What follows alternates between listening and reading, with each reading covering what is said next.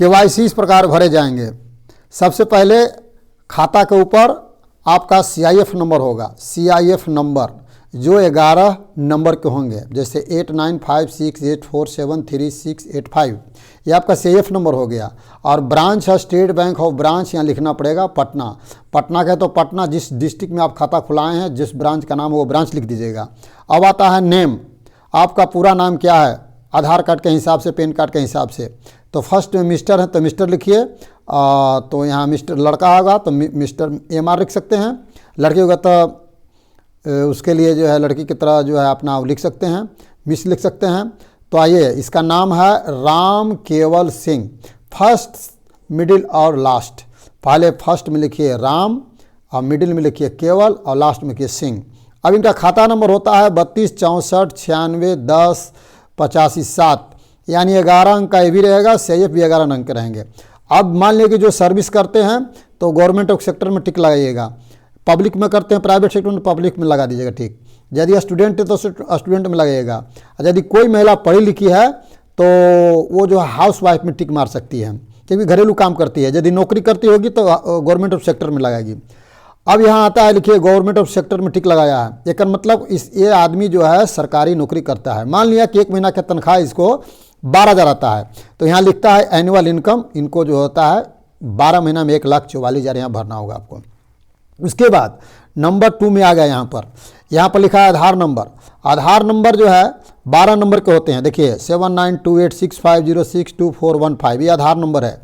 Pan card number, pan card यहाँ लिखा है KPJCS 7285Q। अब देखिए इसका नाम देखिए राम केवल सिंह, इसका 3 पार्ट में नाम है। जो लास्ट नाम होगा एस, यहाँ 5वां लेटर पैन कार्ड में एस होना चाहिए। यदि राम केवल नाम इसका है तो यहाँ के होना चाहिए 5वां लेटर, 1 2 3 4 5।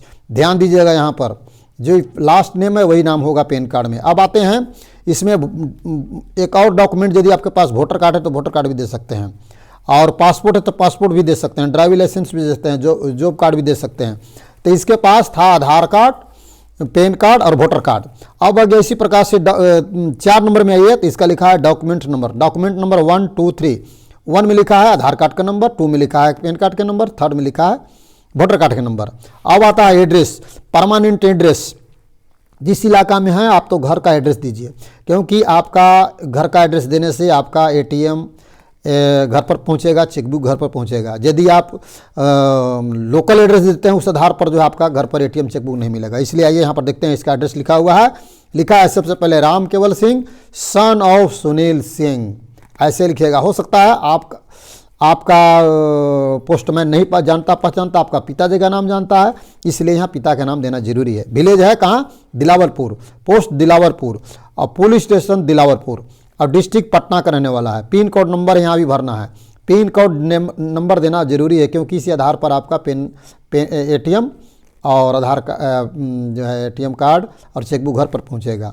चाहे आप आधार कार्ड भी बनाए हुए तो इसी एड्रेस पर, जो एड्रेस सही होना चाहिए, कोई भी आप डॉक्यूमेंट के लिए सही होना था। उसके बाद स्टेट जरूर लिखिएगा। अब आता है मोबाइल नंबर।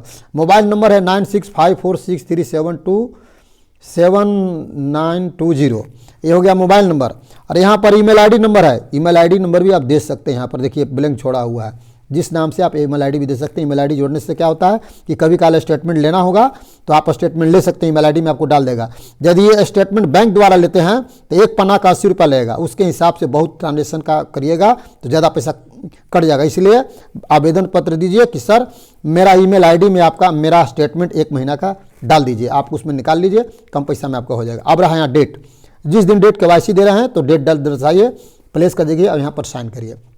इसके साथ आधार कार्ड, पैन कार्ड तीनों में सिग्नेचर वही करिएगा। उस वक्त आपको बताए थे कि खाता खोलते समय जो साइन किए हैं उसी प्रकार केवाईसी में भी इसी प्रकार से आप दीजिए। एक केवाईसी 3 साल पर दिया जाता है, जब खाता में होल्ड होता है तभी देना है, अन्यथा आपका खाता चालू रहेगा। केवाईसी देने की जरूरत ही हुआ। यदि ये चैनल आपका अच्छा लगता हो, जो आपने केवाईसी आपको बताए, तो मेरा चैनल है, चैनल का नाम है द बैंकिंग गाइड में आइए और सब्सक्राइब कीजिए और अब चैनल को आगे बढ़ाइए। धन्यवाद, शुक्रिया, थैंक्स वेरी मच।